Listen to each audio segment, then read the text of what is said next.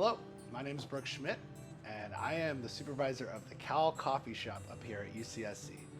We are part of the Basic Needs program through CASFIS.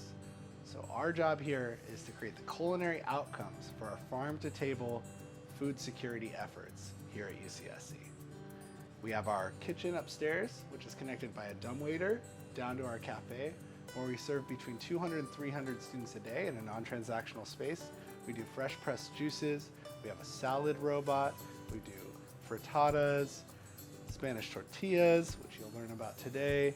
We put out galettes, tamales, dumplings, meal kits, pickles, preserves, all kinds of things. And we use this as an educational space. Every day, we have 5 to 15 interns come through the space, as well as 3 to 7 student workers. So we're matriculating students through the space, teaching them about how to process seasonal produce and stacking it with our food security efforts here on campus. So today I'm going to show you a really fun recipe that I like to do at home and here at the coffee shop, the Spanish tortilla.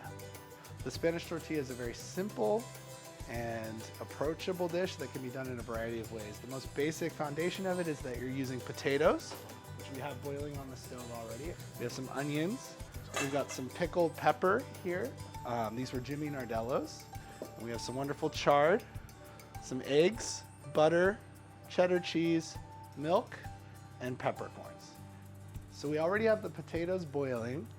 What we're gonna do next is caramelize the onions. We're taking some nice red onions from the field, and we're just gonna do a simple matchstick cut. We're gonna cut off all our ends and slip them in half. One thing to note here is that I'm not setting down my knife. I'm getting all of my cuts done at once. I'm batching my actions before I peel off the skins. Every time I set down my knife, I'm slowing myself down a little bit. So I'm just getting all of these ready, and then I will peel them off.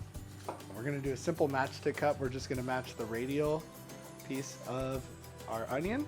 I'm gonna grip with my claw, anchor the tip of my knife, and just make a simple cut right here all the way across in even-sized pieces, slowing down as I get closer to my fingers, and then just work my way through all of them until I have nice matchsticks. All right, I just turned my pan on to medium-high heat. I'm gonna use a pastry scraper. I'm gonna wait till the pan gets a little hot. I'm gonna start it off with a little olive oil. As this is coming up, I'm gonna do one other thing, which is I'm gonna toast my peppercorns, and then I'll be grinding those in my molcajete. These take about 30 to 45 seconds to toast. My onions are ready to go into the pan. I've got nice shimmery oil over there.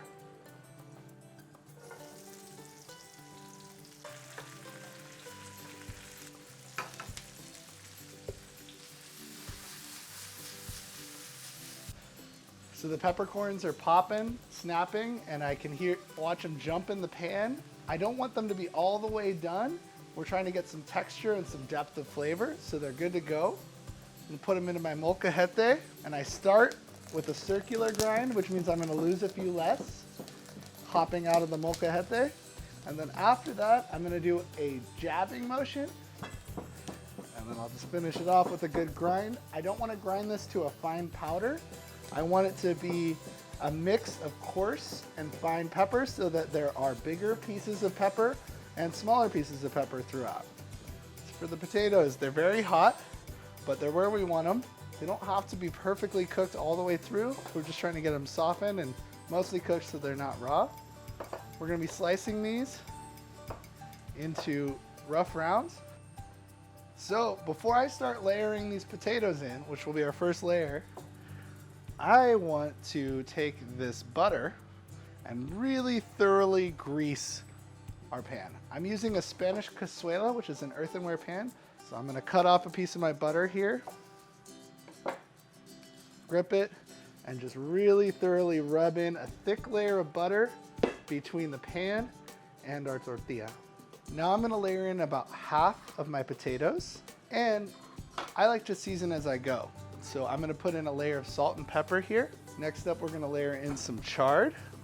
And then I'm just doing a rough ribbon cut, not super important, as long as it's gonna break up into bite-sized pieces. And I'm gonna layer that chard in. Next up, I'm gonna layer half of my peppers. Then I'm gonna put in my onions. Then the rest of my potatoes. Hit it with a little more salt and a little more pepper. Get the rest of our peppers across the top here. I like peppers at the top. And now we're ready for our egg mixture. I usually recommend about a dozen eggs, but I did fill this up pretty decently. So I think I'm gonna go with 10 and see how it looks.